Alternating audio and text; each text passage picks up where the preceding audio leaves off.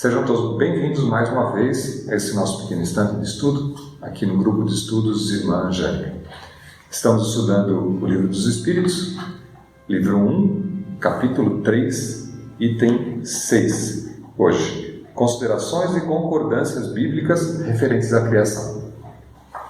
E a pergunta 59, que na verdade não é bem uma pergunta, é mais uma afirmação, um pouco extensa, mas uma afirmação, e ela diz assim: os povos hão formado ideias muito divergentes acerca da criação, de acordo com as luzes que possuíam.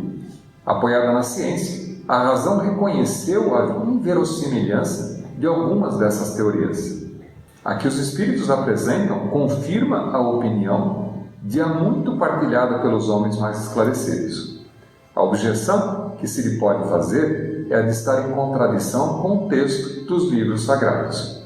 Mas um exame sério mostrará que essa contradição é mais aparente do que real e que decorre da interpretação dada ao que muitas vezes só tinha sentido alegórico. A questão de ter sido Adão como o primeiro homem, a origem exclusiva da humanidade, não é a única a cujo respeito as crenças religiosas tiveram que se modificar. O movimento da Terra apareceu em determinada época tão em oposição às letras sagradas que não houve gênero de perseguições que essa teoria não tivesse servido de pretexto. E, no entanto, a Terra gira, malgrado aos anátemas, não podendo ninguém hoje contestá-lo sem agravo à sua própria razão.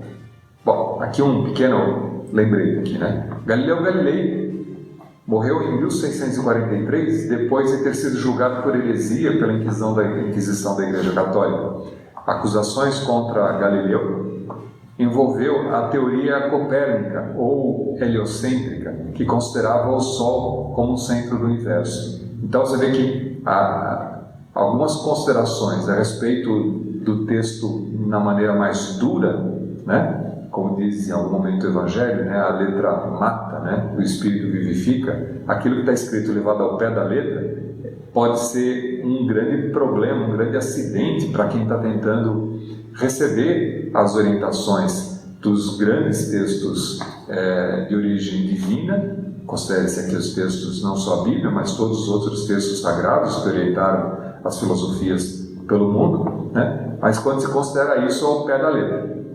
E basta lembrar, e isso não precisa nem tão longe, né? Em 1643, ainda hoje tem pessoas que acreditam que a Terra é plana. Então, ainda hoje pessoas acreditam que a Terra não gira ao redor do Sol, que não existem planetas, que a questão de dia e noite é simplesmente uma questão de uma conspiração que estão tentando nos enganar, fazendo com que uma grande luz passe de um lado para o outro do globo terrestre, né? Para quem quer investigar um pouquinho mais, até enxergar sobre os pontos de vista das alegações que esses que são os crentes que a Terra é plana, tem um documentário bastante interessante, um documentário da Netflix, que chama A Terra é Plana.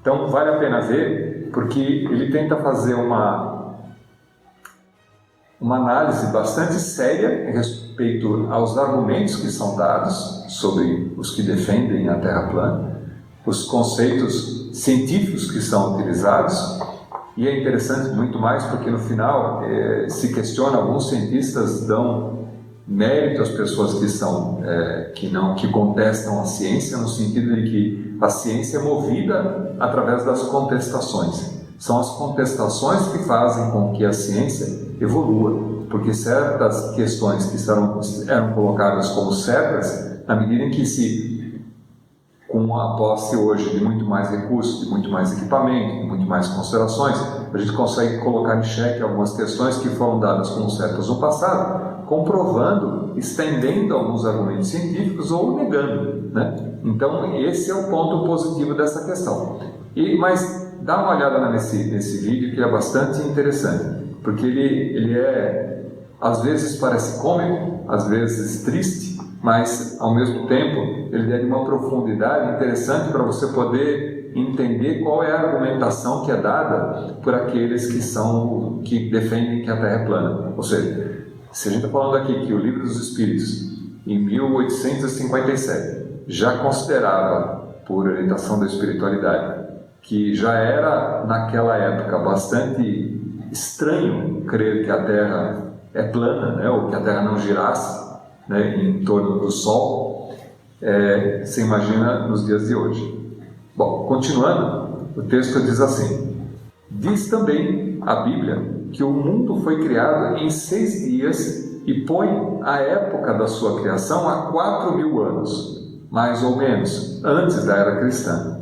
Anteriormente, a Terra não existia, foi tirada do nada. O texto é formal. Eis, porém, que a ciência positiva, a inexorável ciência, prova o contrário. A história da formação do globo terráqueo está escrita em caracteres irrecusáveis no mundo fóssil, achando-se provado que os 6 dias da criação indicam outros tantos períodos, cada um de talvez muitas centenas de milhares de anos. Isso não é um sistema, uma doutrina, uma opinião insulada. É um fato tão certo como o movimento da Terra, que a teologia não pode negar-se a admitir, e que demonstra, evidentemente, o erro em que se está sujeito a cair, tomando ao pé da letra expressões de uma linguagem frequentemente figurada. Deve-se aí concluir que a Bíblia é um erro? Não. A conclusão a tirar-se é que os homens se equivocaram ao interpretá-la. Escavando os arquivos da Terra, a ciência descobriu em que ordem os seres vivos desapareceram na superfície, ordem que está de acordo com o que se diz na Gênesis, havendo apenas a notar-se a diferença que essa obra, em vez de executada milagrosamente por Deus, em algumas horas, se realizou sempre pela sua vontade, mas conforme as leis e forças da natureza, em alguns milhões de anos.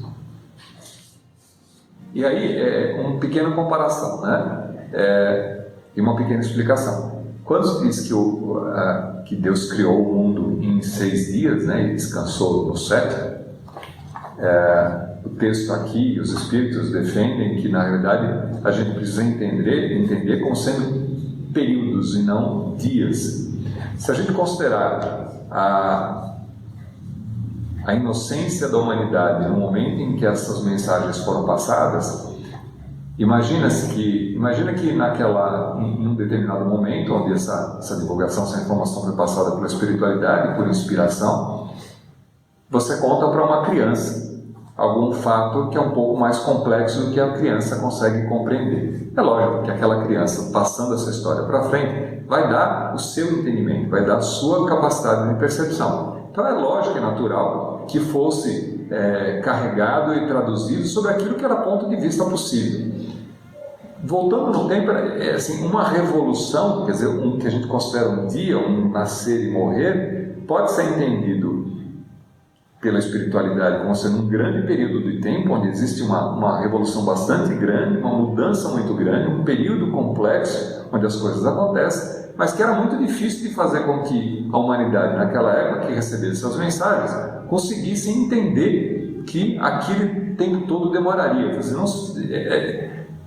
Era fácil de se conceber que eles entendiam que era ano, já que, na realidade, as estações do ano mudam com o passar do tempo, então os grandes períodos eram reconhecidos, mas não muito mais do que isso, não se concebia centenas de anos ou milhares de anos. Então, por isso, esse entendimento talvez um pouco pequeno da época, de entender que a criação do mundo foi feita em 6 dias, né?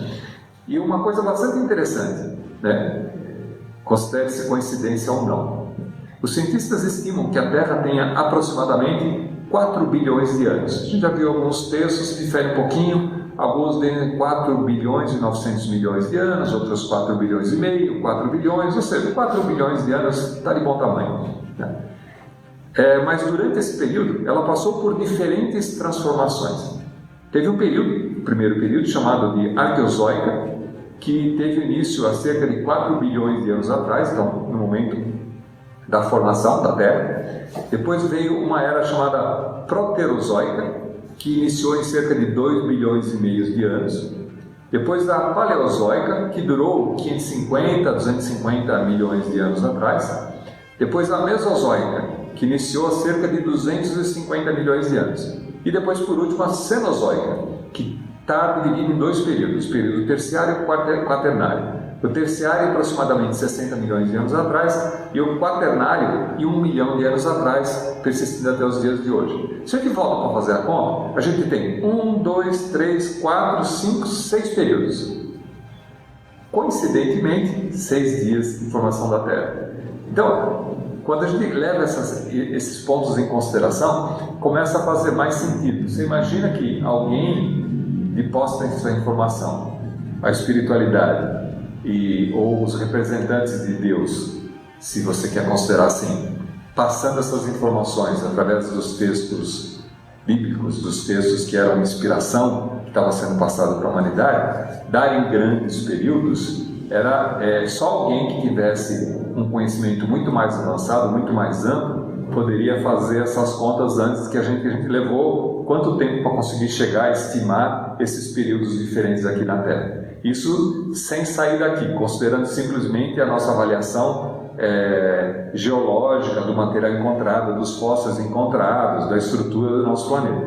Você imagina ter essa informação há muito tempo antes, quando a gente mal pensava em engatinhar, né? É bastante interessante pensar sobre isso. Ficou sendo Deus, por isso, menor ou menos poderoso? Perdeu em sublimidade a sua obra por não ter o prestígio da instantaneidade? Indubitavelmente não. Fora mister fazer-se da divindade bem mesquinha ideia, para se não reconhecer a sua onipotência nas leis eternas que ela estabeleceu para regerem os mundos. A ciência, longe de apoucar a obra divina, não a mostra sobre o aspecto mais grandioso e mais acorde com as noções que temos do poder e da majestade de Deus, pela razão mesma de ela se haver efetuado sem derrogação das leis naturais. De acordo nesse ponto com Moisés, a ciência coloca o homem em último lugar na ordem da criação dos seres vivos. Moisés, porém, indica como sendo o do dilúvio universal o ano 4654 da formação do mundo, ao passo que a geologia nos aponta o grande cataclisma como anterior ao aparecimento do homem, atendendo a que, até hoje, não se encontrou nas camadas primitivas traço algum da sua presença, nem da dos animais de igual categoria do ponto de vista físico. O que a gente está querendo colocar aqui? Algumas informações adicionais, né? O ser humano, o Homo sapiens, né, surgiu, pelas estimativas, pelos estudos que a gente tem, há cerca de 350 mil anos, na região leste da África, e adquiriu um comportamento moderno há cerca de só de 50 mil anos atrás. Há cerca de 13 mil anos, a Terra foi bombardeada por milhares de fragmentos de um cometa que levou ao resfriamento catastrófico que originou a última era glacial, que culminou com a extinção de 35 espécies de megamamíferos, entre eles aqueles grandes elefantes, os mamutes e aquelas espécies enormes. Então, se a gente considera que, juntando tudo que a gente viu até agora, né, a Terra como organismo vivo passou por várias situações. A gente sabe que houveram grandes extinções em massa nos períodos do desenvolvimento da Terra, que 99% das espécies que já existiram no planeta não existem mais, porque foram espécies que vieram durante um determinado tempo, ocuparam aqui uma existência e depois acabaram se extinguindo, dando lugar a outras espécies que vieram em seguida. Se a gente considera o tempo estimativo da existência da Terra, 4 bilhões e 500 milhões de anos, nós estamos aqui só, considerando, se essas contas estiverem certas, 400 a 500 mil anos. Então, dos 4 bilhões e meio, sobrou só o meiozinho ali no final, que aparece a vida humana. Então a gente considera que o planeta todo nesse desenvolvimento precisou da mão divina e da espiritualidade, no sentido de organizar e orquestrar a existência da vida e a elaboração da vida nesse planeta, para que culminasse até o ponto de a gente chegar num ponto onde a nossa consciência, da consciência humana, pudesse aparecer e a partir de lá se desenvolver. Você imagina quanto trabalho isso não deu quanta planejamento envolveu essa questão, o quanto não se sabia antes para que tudo isso fosse preparado para que a espécie humana pudesse chegar. Então, aí dá para a gente começar a ter uma pequena noção do qual é o tamanho do carinho e do amor divino para poder preparar tudo isso aqui para que pudesse receber a espécie humana aqui, né? E como outros amigos, que lógico, Deus não age com a própria orientação, explicação da própria espiritualidade. Deus age segundo as suas próprias leis divinas e naturais. Deus não derroga nenhuma de suas leis, porque senão elas seriam imperfeitas, porque elas não cobririam todas as situações. Da mesma maneira que a gente já disse algumas vezes que o próprio Jesus não derrubou nenhuma das leis naturais. Os chamados milagres postos por Jesus, na realidade, foram efeitos conseguidos através da manipulação do entendimento das leis naturais, de maneira que, utilizando as leis naturais, ele conseguisse certos efeitos. Então, dali a esse grande conhecimento que a gente imagina que Jesus tinha para poder conseguir esses efeitos, que para a gente eram miraculosos, espetaculosos, coisas que eram fora da lei natural, mas que para ele não, eram possíveis, dada a sua capacidade de entendimento disso tudo. Bom, seguindo. Contudo, nada prova que isso seja impossível. Muitas descobertas já fizeram surgir dúvidas a tal respeito. Pode dar-se que, de um momento para o outro, se adquira a certeza material da anterioridade da raça humana e então se reconhecerá que, a esse propósito, como a tantos outros, o texto bíblico encerra uma figura. A questão está em saber se o cataclisma geológico é o mesmo que assistiu Noé. Ora, o tempo necessário à formação das camadas fósseis não permite confundi-los, desde que se achem vestígios da existência do homem antes da grande catástrofe. Provado ficará ou que Adão não foi o primeiro homem, ou que a sua criação se perde na noite dos tempos. Contra a evidência não há raciocínios possíveis. Forçoso será aceitar esse fato como se aceitariam o do movimento da Terra e dos 6 períodos de criação. A existência do homem antes do dilúvio geológico ainda é, com efeito, hipotética. Eis aqui alguma coisa que o é menos. Admitindo-se que o homem tenha aparecido pela primeira vez na Terra há 4.000 anos antes de Cristo, como dizia Moisés, e que há 1.650 anos mais tarde toda a raça humana foi destruída por questão do dilúvio de Noé, com exceção de uma só família, a família de Noé, resulta que o povoamento da Terra data de Noé, ou seja, de 2.350 anos antes da nossa era. Ora, quando os hebreus emigraram para o Egito, no 18º século, encontraram neste país muito povoado e já bastante adiantamento da civilização. A história prova que, nesta época, as Índias e os outros países também estavam florescentes, sem mesmo se ter em conta a cronologia de certos povos, que remonta a uma época muito mais afastada. Teria sido preciso, nesse caso, que o 24º ao 18º século, isto é, no espaço de 600 anos, não somente a posteridade de um único homem houvesse podido povoar todos os imensos países então conhecidos, suposto que os outros não o fossem, mas também que nesse curto lapso de tempo a espécie humana houvesse podido elevar-se da ignorância absoluta do estado primitivo ao mais alto grau de desenvolvimento intelectual, o que é contrário a todas as leis antropológicas. A diversidade das raças corrobora igualmente essa opinião. O clima e os costumes produzem, exceto modificações de caráter físico. Sabe-se, porém, até onde pode ir a influência dessas causas. Entretanto, o exame fisiológico demonstra haver, entre certas raças, diferenças constitucionais mais profundas do que as que o clima é capaz de determinar. O cruzamento das raças dá origem aos tipos intermediários. Ele tende a apagar os caracteres extremos, mas não os cria, apenas produz variedades. Ora, para que se tenha havido cruzamento de raças, preciso era que houvesse raças distintas. Como, porém, se aplica a existência delas atribuindo-se-lhes a origem comum e, sobretudo, tão pouco afastada, como se há de admitir que em poucos séculos alguns descendentes de Noé se tenha transformado ao ponto de produzirem a raça etíope, por exemplo. Tão pouco admissível é semelhante metamorfose quanto a hipótese de uma origem comum para o lobo e o cordeiro, para o elefante e o pulgão, para o pássaro e o peixe. Ainda uma vez, nada se pode prevalecer contra a evidência dos fatos.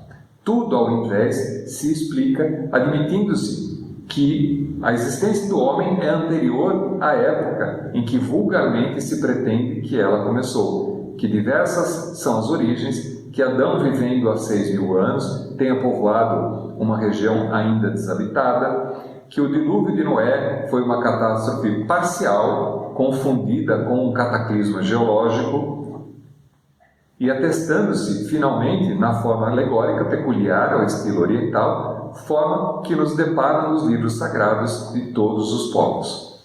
Isso faz ver o quanto é prudente não lançar levianamente a pecha de falsas as doutrinas que podem, cedo ou tarde, como tantas outras, desmentir os que as combatem. As ideias religiosas, longe de perderem alguma coisa, se engrandecem, caminhando de par com a ciência. Este é o meio único de não apresentarem lado vulnerável ao ceticismo. Num apanhado geral, o que a gente tem? Na realidade, quando a gente pensa aqui, e eu tenho ouvido algumas pessoas, algumas alegações, dizendo que se deve confiar na Bíblia porque a Bíblia foi escrita por Deus. Eu falei, não, a Bíblia não foi escrita por Deus, ela foi escrita por homens. Mesmo quando a gente pensa nos 10 mandamentos, se a gente considerar pelo lado espírita que foi uma psicografia recebida por Moisés, ainda assim não seria Deus escrevendo os mandamentos, mas sim algum espírito mais evoluído que Moisés, mas ainda assim não Deus diretamente, que teria ditado esses conceitos para que Moisés pudesse levar para o seu povo. A gente sabe o quanto a Bíblia, os testamentos, tanto Antigo quanto Novo, foram adulterados com o passar do tempo por interesses pessoais. Quantas traduções diferentes aconteceram nesse texto? O quanto ele tenha sido adulterado com o passar do tempo. Mas, por outro lado, há de se conceder também que a Bíblia, assim como outros tantos livros sagrados, foi um meio através do qual a espiritualidade maior utilizou de canal para passar para a humanidade orientações a respeito de como caminhar, como fazer para levar a sua vida, como obter uma orientação a respeito do que é certo, do que é errado, como seguir a partir de lá. Então sempre foi um canal através do qual a espiritualidade maior conseguiu conversar com a humanidade. Então não se pode nem aceitar tudo cegamente pelo que está escrito, como também não se pode negar tudo cegamente pelo que está escrito, porque se considerar que isso é uma baboseira. Já que, à medida que a ciência vai avançando, a gente consegue entender uma certa lógica, uma certa relação entre aquelas orientações que foram passadas e aquilo que nós, como humanidade, estamos conseguindo chegar. Também a gente consegue entender que parte desses princípios é um pouco do erro da interpretação do homem naquela época, como os 6 períodos, os 6 tempos. Mas, então, tudo é uma grande relacionamento com a espiritualidade, no sentido de ela estar passando para cada um dos povos aqui na Terra, nos vários lugares diferentes, informações para que a gente pudesse seguir o nosso caminho aqui. E para mudar um pouquinho, eu vou passar um videozinho que chama Cicatrizes de um Cataclisma no Brasil. Já que eu estou falando de cataclismo, de mudança, de evolução da Terra, tem um videozinho de uma pesquisa que foi feita pela FAPESP, no sentido de analisar e investigar alguns momentos pelos quais passou o Brasil, que pode ter provocado uma grande mudança geológica e com profundas consequências para o nosso meio ambiente. Fiquem com esse videozinho e até a próxima.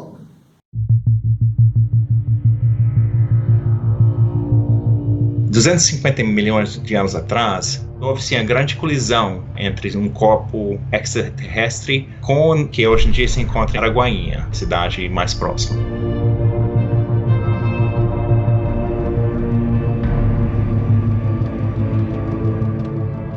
Este meteorito deve ter tido assim, uma velocidade de 13 até 50 km por segundo. O tamanho do corpo sim, varia entre 2 e 3 km de diâmetro, vista a energia que foi lançado com a colisão. E o primeiro efeito seria assim, uma onda sísmica entre 9.5 até 10.5 na escala Richter, que são 10 a 100 vezes maior do que os maiores terremotos normais, convencional. A bacia do Paraná, nessa época, era um corpo de água. Um dos efeitos colaterais dessa colisão seria a geração de uma grande onda, como se fosse uma onda de tsunami, mas milhões de vezes maior. E isso que deixa marcas, assim, rastros, até assim, mais de 1.000 km de distância do alvo. A evidência do campo que a gente foi descobrir é um pacote de sedimento que ainda não virou rochas. Se você sacudir aquilo, os grãos vão se assentar, se compactando, de uma forma que a água que existe nos sedimentos é liberado. Isso gera assim, algumas feições características que se chamam diques, que são brechas que se abrem na rocha para permitir assim, o escapamento da água. Só podia ter sido causado por um evento sísmico. A segunda coisa que a gente descobriu, sobreposto nas camadas dos diques, se encontra uma camada que tem uma característica caótica, ou seja, não tem aquele assentamento ligeiro dos sedimentos, um empilhado em cima de outro. Houve alguma turbulência violenta, uma onda de grande energia, de uma força devastadora, que arrancou a parte da base e redepositou, assim. Nossas tentativas de obter a idade da colisão foram complicadas.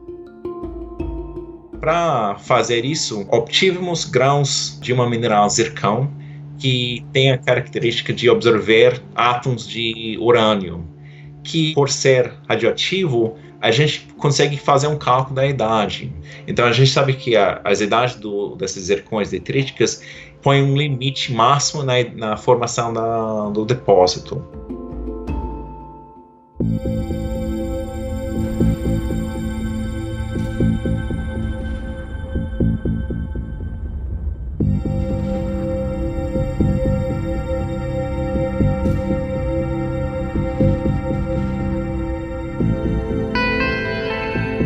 Hoje em dia, o grande debate sobre extinções em massa se gira em torno da causa. No caso do Permo-Triássico, a ideia mais aceita hoje em dia é uma grande província magmática que gerou gás, que afetou a química da atmosfera, que gerou mudanças climáticas, etc. Meio para contrapor essa ideia, ressuscitamos a ideia de que um evento extraterrestre pode ter sido uma causa.